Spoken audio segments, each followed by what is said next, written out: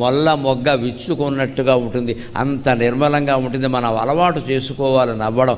బలవంతంగానైనా రోజుకో 10 సార్లు నవ్వండి, జీవితాలు బాగుంటాయి. ఈ మధ్య పేపర్లో ఒక వార్త చూసి ఆశ్చర్యపోయా. జపాన్లో పార్లమెంటులో ఓ చట్టం చేశారట, మనుషులు రోజుకోసారైనా నవ్వాలి అని. జపాన్లో చట్టం చేశారు, పేపర్లో వచ్చింది. రోజుకు ఒక్కసారైనా నవ్వాలి అంటే దాని మీద జోక్ వచ్చింది పత్రికలో. ఏమిటో తెలుసా?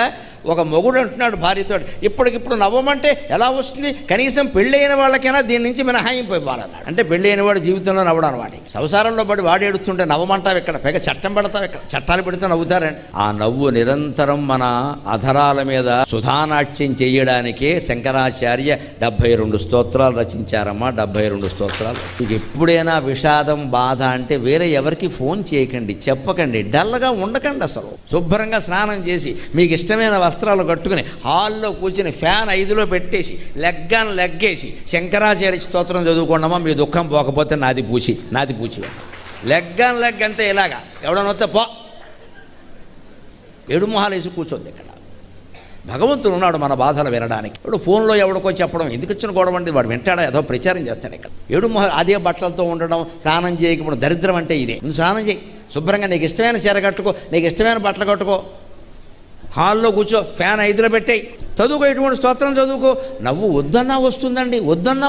మీకు అర్థం కూడా తెలియక్కల శంకరాచార్య స్తోత్రాలు అలా అర్థం కూడా తెలియక్కల. భజగోవిందం అంటే అర్థం ఏంటి? చదివితే చాలు. అంటే మన దేశంలో ఉండే ఒక అదృష్టం ఏంటంటే శంకరాచార్య, రామానుజాచార్య, మధ్వాచార్య లాంటి మహానుభావులు, మహాకవులు, మహాపండితులు, మహాగాయకులు మనకి స్తోత్రాలు రాసి అందించారు. అవి చదువుకోవాలి. మన ఇలా నవ్వమని చట్టాలు చేయాల్సిన అవసరం మన దగ్గర రాదండి, అసలు అవసరం లేదు. అందరూ నవ్వుతూనే ఉంటారు. అంటే ఇక్కడ నవ్వుతాం హాయిగా, మన అదృష్టం అది. మనకి దేవతా స్తోత్రాలు అందుకని చెబుతున్నాడు ఇక్కడ. అకుందాభామల మందస్మేరం, మల్లె మొగ్గ విచ్చుకున్నట్టుగా, మొల్ల మొగ్గ విచ్చుకున్నట్టుగా నవ్వుతాడు కృష్ణ పరమాత్మ. మన దేవతా విగ్రహాలు ఏవైనా చూడండి నవ్వుతూనే ఉంటాయి. ఖచ్చితంగా ఏడు మొహంతో ఉన్నవాళ్ళు ఒకడు కూడా ఉంటారు. మహా ఉంటే గంభీరంగా ఉంటారేమో కానీ నవ్వడం మాత్రం ఖాయమండి. అమ్మవారు, కృష్ణుడు, రాముడు అందరూ నవ్వుతూనే ఉంటారండి. ఎందుకని నేను నవ్వమని చెప్పడానికి, అంతకంటే ఉంది. వాళ్ళు ఏడిస్తే ఎవరన్నా వద్దన్నారా? నేను నవ్వమని నేను ఉన్నాను కదా నవ్వుతూ, నువ్వు కూడా నవ్వుతూ ఉండు. మల్లె మొగ్గ విచ్చుకున్నట్టుగా నవ్వుతాట. సుధానందం అది అమృతానందం, సుమహానందం దాన్ని మించిన ఆనందమే లేదు. అలా ఆనందాన్ని పొందుతున్నారండి.